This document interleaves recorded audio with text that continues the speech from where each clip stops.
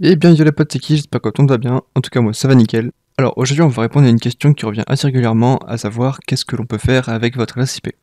Alors, souvent, c'est utilisé pour des menaces, en mode voilà, j'ai ton IP, je peux faire ce que je veux. Quand ton adresse IP elle fuite, c'est dangereux. Le but, c'est répondre à la question et voir justement qu'est-ce qu'un attaquant pourrait faire dans le cas où il trouve votre adresse IP publique. Alors, du coup, c'était quoi? Déjà, c'est quoi une IP? Donc, IP pour Internet Protocol. Alors, c'est une série de chiffres qui identifie de manière unique un appareil connecté à un réseau, qu'il s'agisse d'un ordinateur, d'un téléphone, d'une tablette ou tout autre dispositif. Alors, l'IP va permettre de communiquer entre les différents appareils et d'échanger des données via Internet. Et du coup, il existe deux types d'adresses IP, l'adresse IP publique et l'adresse IP privée. La publique, elle va être unique et attribuée à un appareil par le fournisseur d'accès Internet, le FAI. Et cette IP publique, elle va être visible et accessible depuis Internet.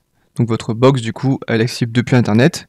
Et ça signifie du coup que les appareils qui sont également sur Internet pourront communiquer avec eux.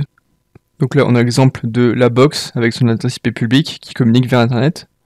Et maintenant, on va parler du coup de l'adresse IP privée qui va être utilisée justement pour communiquer à l'intérieur d'un réseau local, tel qu'un réseau domestique justement, ou alors un réseau d'entreprise. Et du coup, ces IP privées, elles sont utilisées pour identifier les appareils au sein du réseau et elles ne sont pas directement accessibles depuis Internet et elles ne pourront pas être contactées depuis Internet. Donc tous vos appareils, téléphones, etc. passent toujours par votre box pour accéder à Internet et leur adresse IP privée permet simplement de communiquer avec les éléments qui sont au sein de votre réseau local.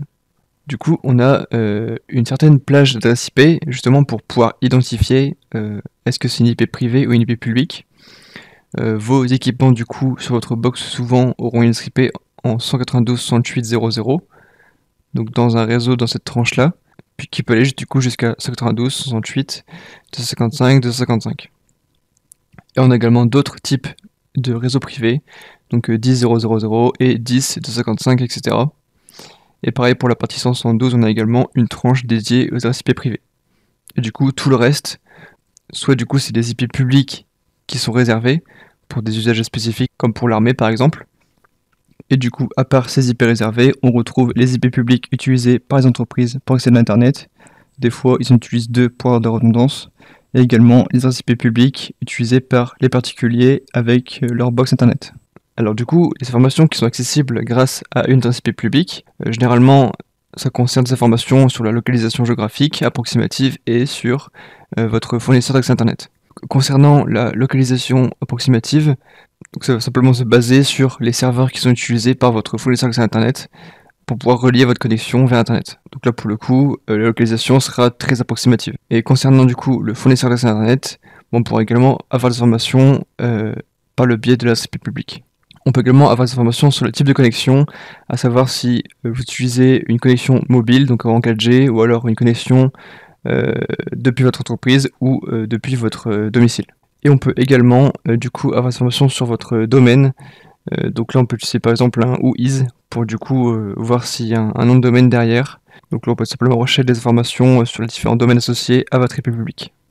Et du coup, les adresses IP utilisées pour une connexion 4G, ça passe généralement par une antenne de télécommunication à laquelle du coup votre téléphone est connecté.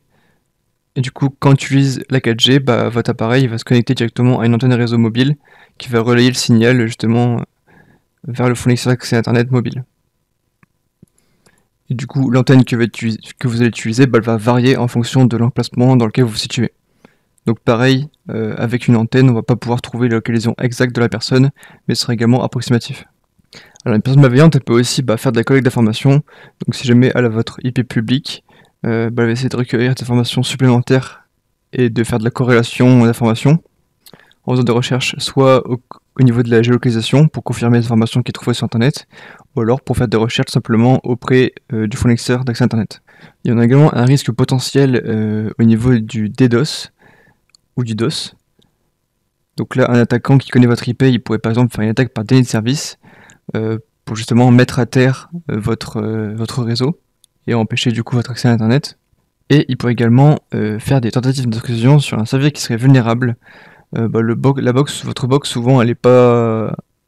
Les box souvent ils sont difficilement faillibles, il y a très peu de services dessus.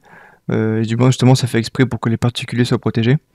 Mais on peut par exemple parler de la faille Log4j qui a été utilisée sur les serveurs Minecraft. Et par exemple si vous en avez un exposé au travers d'une règle NAT, ça peut être une menace justement à ce niveau-là. Donc quand je dis un serveur Minecraft exposé au travers d'un règle NAT, c'est-à-dire qu'on a un serveur Minecraft qui est hébergé chez soi. On va du coup demander à la box de relayer le trafic au travers d'un port spécifique sur l'adresse IP publique. Et là du coup, le serveur Minecraft sera accessible depuis l'extérieur par n'importe qui. Et c'est pour ça que si ce serveur Minecraft est exposé et qu'il est faillible à une faille, bah, il va peut-être permettre d'accéder du coup à votre réseau privé. Et là ça va être assez dangereux. Une idée reçue qu'on entend assez souvent, c'est l'identification d'une personne au travers de son adresse IP publique.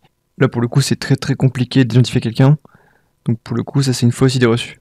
Au niveau des protections du coup, on peut notamment parler d'un VPN, donc un réseau privé virtuel. On peut utiliser par exemple ce genre de service pour pouvoir cacher son adresse IP publique véritable et du coup changer sa localisation également. Et également, autre protection, c'est éviter d'exposer des services avec sa box, notamment vérifier les paramètres de sécurité de sa box et s'assurer qu'il n'y a pas de règles spécifiques dans le pare-feu de la box. Voilà, c'était une vidéo assez courte, j'espère qu'elle vous aura plu. En conclusion de cette vidéo, on peut dire que finalement, si une personne accède à votre adresse IP, vous n'avez pas énormément de risques, même si c'est important de tout faire pour la cacher, pour limiter justement les risques. Si vous n'êtes pas abonné, n'hésitez pas à le faire. Lâchez un like si la vidéo vous a plu, et moi je vous dis ciao pour la prochaine vidéo. Salut!